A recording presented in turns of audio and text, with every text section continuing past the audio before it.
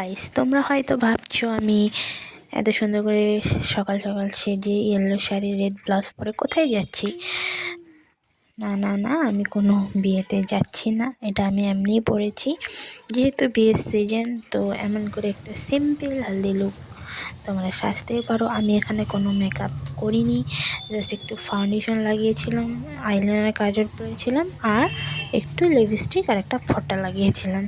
তো ব্রাইড হলে তো একটু সাজতেই হবে।